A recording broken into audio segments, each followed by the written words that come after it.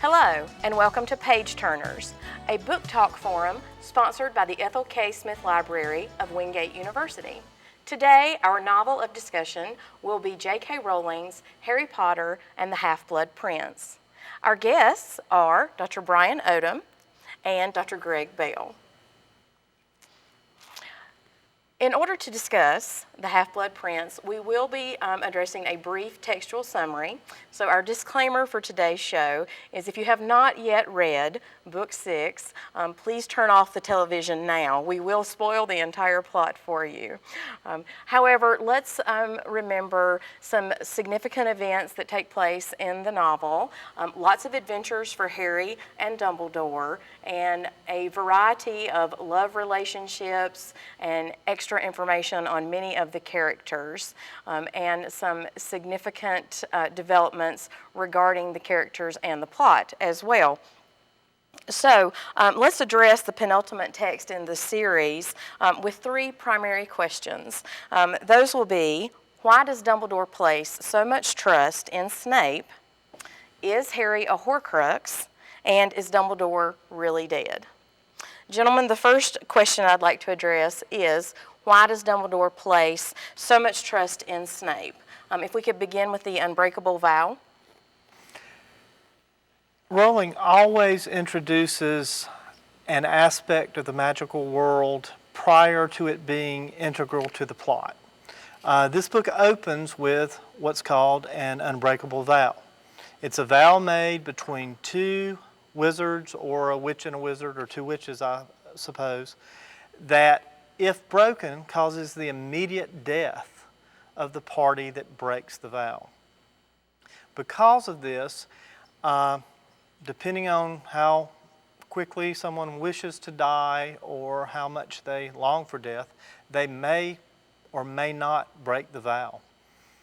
I feel that the only way that Dumbledore can be put in such, could have such trust in Snape was if there was something Dumbledore had over his head. Right. And I've always wondered what this was. For a long time I thought that Dumbledore would threaten to throw him out of Hogwarts, where the other Death Eaters could get him. Right. And then we find out that Snape's a spy and he's associating with the Death Eaters all the time. And in this first chapter, Rowling filled in for me the final piece. Now, I could be absolutely wrong. I believe that Snape was allowed access to Hogwarts and his position due to the fact that he probably swore an unbreakable vow to protect Harry Potter. And I think there's one big evidence to support this. In the first book, when Quirrell has bewitched Harry's broom during the first Quidditch match, everyone thinks, the trio in particular, thinks it's Snape that's bewitching the broom. And later we find out that Snape was, he was enchanting the counter curse. So he in essence saved Harry's life. Now, I think the unbreakable vow doesn't mean that Snape has to like Harry. He doesn't have to be nice to Harry. He doesn't even have to stand being in the room with Harry. But he can't do anything to intentionally harm Harry, nor can he allow anyone else to harm Harry. What about this unbreakable vow between Snape and Narcissa regarding Draco? Well, happen to have it right here. As you can see, Narcissa asks, "Will you, Severus, watch over my son Draco as he attempts to fulfill the Dark Lord's wishes?" "I will," said Snape. "And will you, to the best of your ability, protect him from harm?" "I will," said Snape. "And should it prove necessary, if it seems Draco will fail," whispered Narcissa, and Snape's hand twitched within hers, but he did not draw away, "will you carry out the deed that the Dark Lord has ordered Draco to perform?" And so we have this, this unbreakable vow now between Snape and Narcissa, which is interesting because, I like the idea that this is one of the reasons why Dumbledore trusts Snape. Yes. Okay, and so Snape's got to be very careful he doesn't put himself in a position that he's got two unbreakable vows, one that contradicts the other. Right. And so, he's to help Draco as he attempts to fulfill the Dark Lord's wishes, which works because apparently it seems like Voldemort wants to have Harry for himself. So Draco's apparently not going after Harry, so he's okay, and he knows what the plan is, that he's going after Dumbledore. And of course he says, will you, to the best of your ability, protect him from harm? I found that one interesting because it doesn't say while he's trying to do the Dark Lord's wishes. It says, will you protect him from harm, period. And so he's basically sworn, if you will, to look after Draco for the rest of his life. Yes. And then we've got the last one, will you carry out the deed the Dark Lord has performed Draco to perform? And Snape's hand twitched within hers. So, what's the meaning of the twitch? Is it because he knows he's going to be asked to do something he doesn't want to do, or is he twitching because it's something he wants to do? Because if he has sworn this unbreakable oath to protect Harry, and it's sort of obvious to read the books. He doesn't particularly like Harry. He didn't like Harry's dad. He seems to have soft feelings for Harry's mom, but he doesn't like Harry and his dad, and you've got to look over a kid you hate for, 5, 6 years. You don't like that. And so he may be mad at Dumbledore for forcing him to do that. So that twitch is a intense foreshadowing element for some reason. For some reason. In book 7, hopefully, we'll find out what the twitch was about. Regarding Snape's loyalty to Dumbledore and these unbreakable vows, how do we feel about Snape's loyalty in general, whether that can be questionable or not? Is it linked to an unbreakable vow? It could be. It's interesting because we have this character Snape, and you've got both sides have reason to doubt his loyalty. The Dumbledore side has reason. The Dumbledore apparently does not. But the Order of Phoenix. But the Order of the Phoenix would have reason to doubt his loyalty, whereas the Death Eaters have reason to doubt his loyalty also. Okay, and so like I said, if we've got an unbreakable vow on the other side, which like I said, it seems to work. Which side is he going to come down on in the end? Which is going to be one of the issues in book 7. It's also consistent with Snape's house. He's a Slytherin to the core. Yes. And the ambitious go to that house.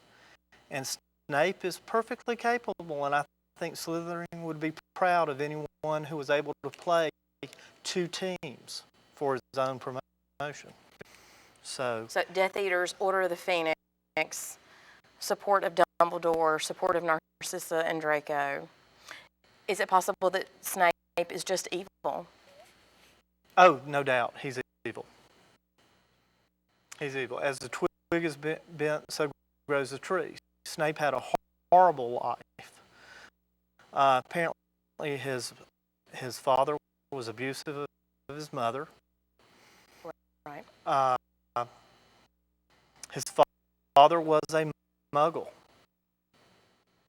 which is, horrible. Horrible. That made Snape a half-blood. Especially for Slytherin.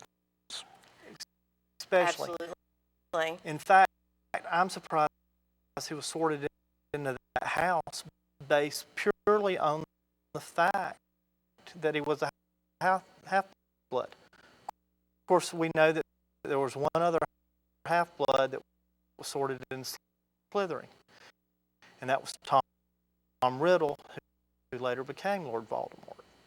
So do you question the Sorting Hat's choice? In some cases, it seems to be inconsistent, because I could see how, with the prejudices of the Slytherins, that it would be very difficult to be a half-blood in that house. But the Sorting Hat, in an earlier book, when it talks to Harry, says, with Slytherin, you can accomplish great things. Yes. Terrible things, but great things. And this may be a thing where that's where Snape belongs because of that. So the half-blood portion is overridden by ambition, desire, possible accomplishments. I got to admit, I am a sucker for the redemption stories, so unlike Brian, I don't want Snape to necessarily be evil, but I don't think it's going to turn out that way. And this is something we were talking about earlier because, Rowling is sort of, in some ways, basing this on the old orphan stories from the Victorian ages. Right. And as we were talking about earlier, there's always an evil teacher at the orphanage. In the typical British school novel, as we addressed earlier, the school marm or the headmaster usually suffers consequences much later in the course of the student's life. The school is often bought by that particular individual, and the headmaster is fired, kicked into the street, with a few exceptions in some Victorian pieces of literature. But we have certainly used that as a beginning model and say, like, books 1, 2, and 3. With all the adventure that has been added, and we've stretched further into the fantasy world, I think while Rowling is grounded in that, and she's used that as a great backdrop, she's definitely expanded it, which makes a prediction for book 7 somewhat difficult.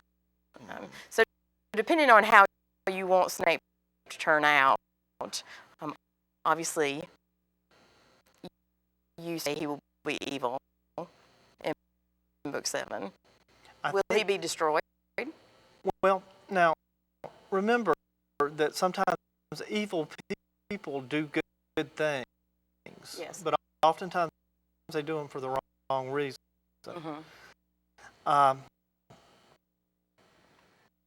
I'm with Greg. I can see Snape being redeemed at the very, very, very last minute. So in the order of the Phoenix, do we think that he was experiencing some elements of redemption with his peers and colleagues, or are we dismissing that completely throughout the course of book 6 and the Half-Blood Prince?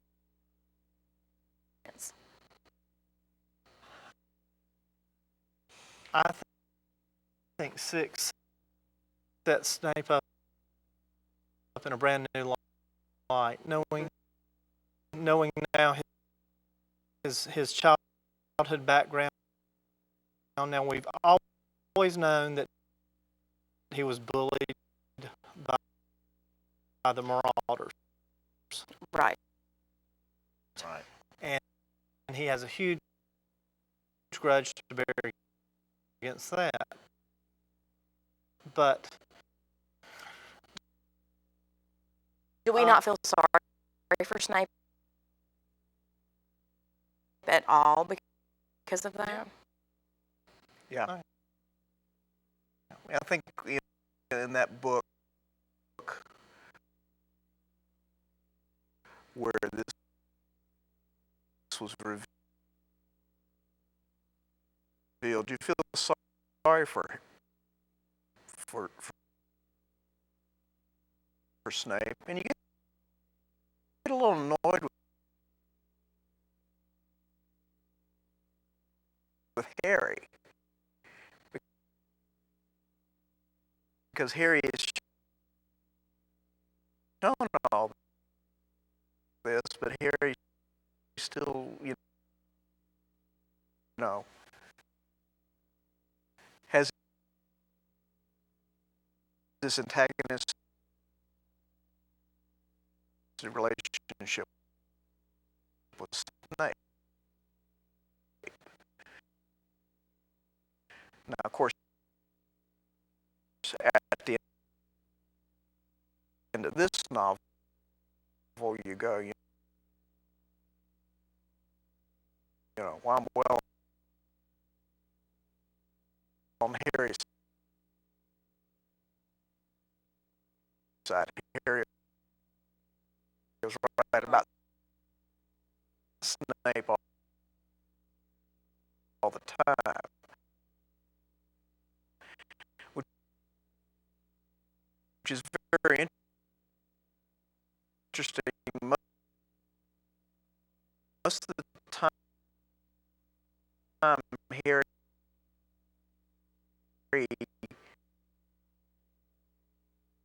suspects someone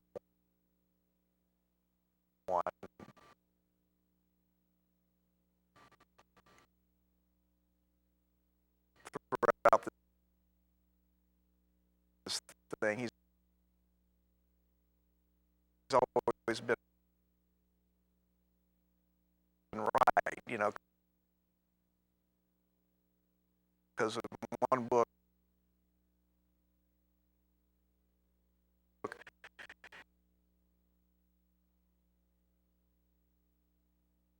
he's saying,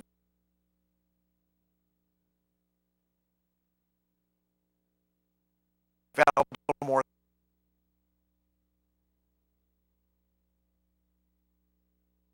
is back, and no one would believe him. Right. You know, and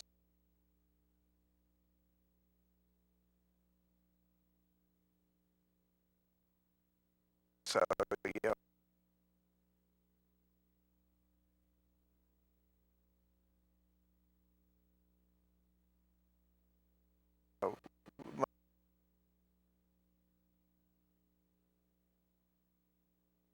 most of the time Harry's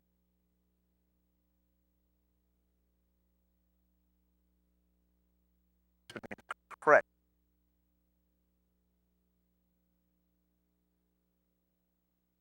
One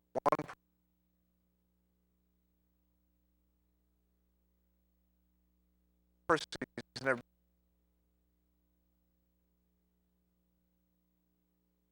been correct about has been Snape. Snape. He's always wrong At least about Snape.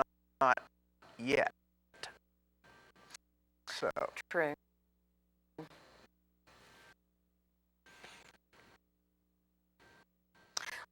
Let's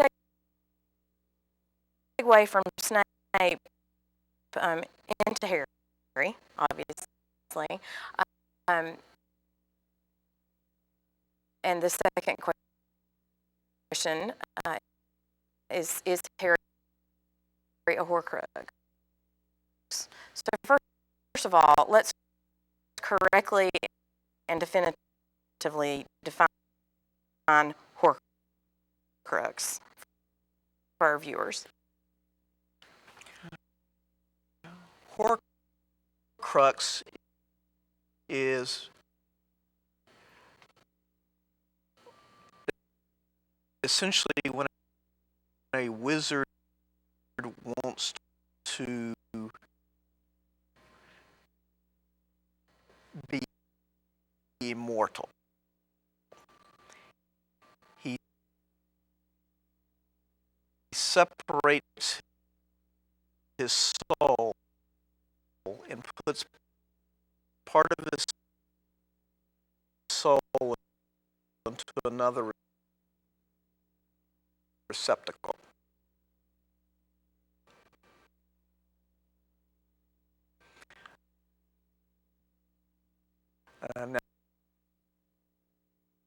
Now said receptacle apparently can be an inanimate object or a living object. But essentially what happens is as long as the object that contains soul is intact, he cannot be killed.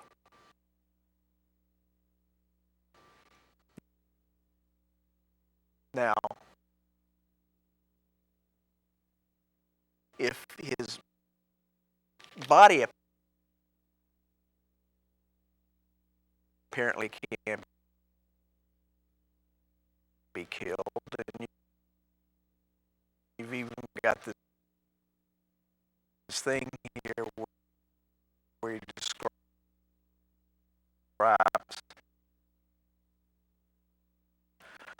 what it was like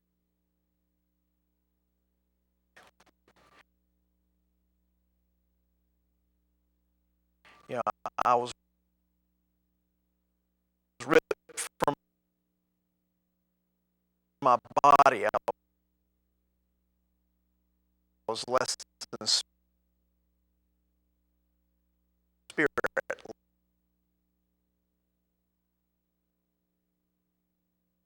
less than the meanest ghost.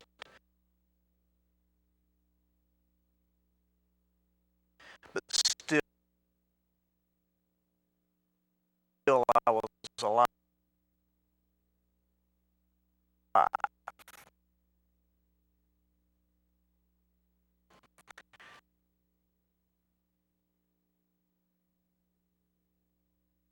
And of course, he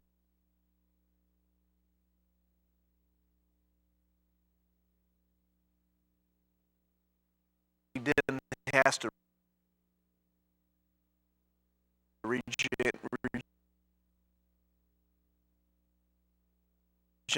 a new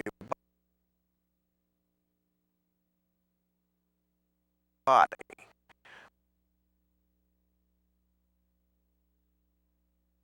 The whole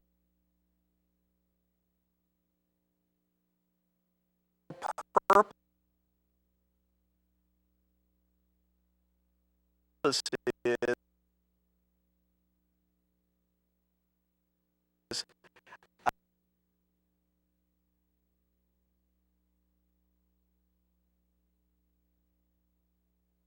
I've got part of my soul hidden somewhere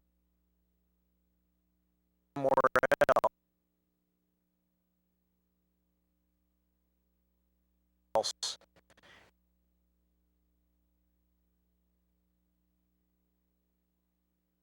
And so if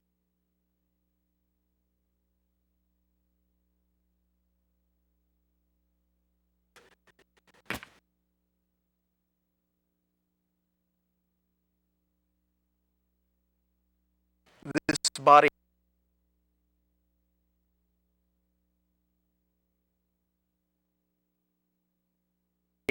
died,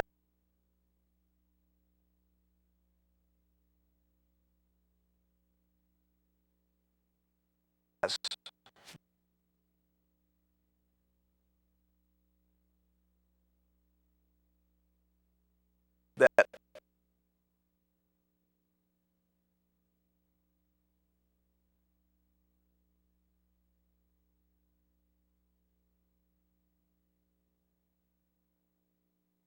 others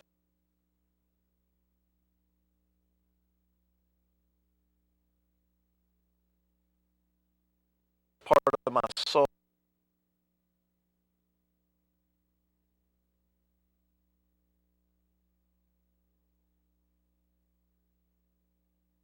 will keep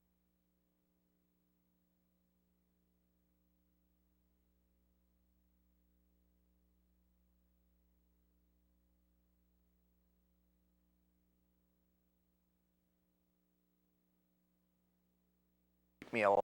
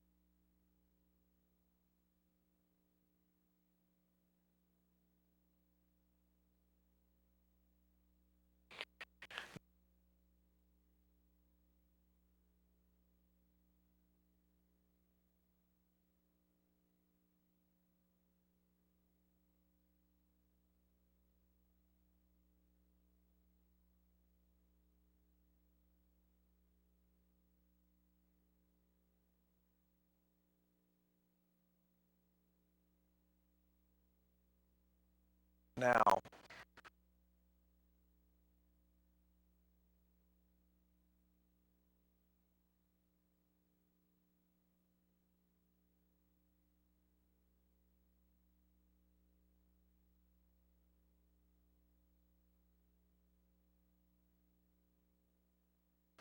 That's a great starting definition. Um, and a good for a point for us to take a break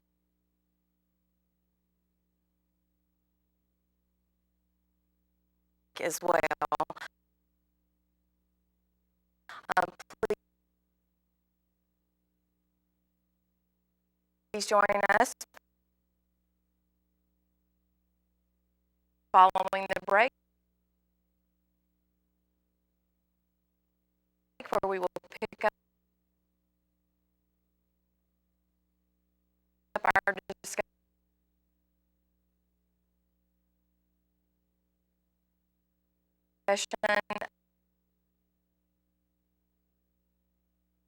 of Harry Potter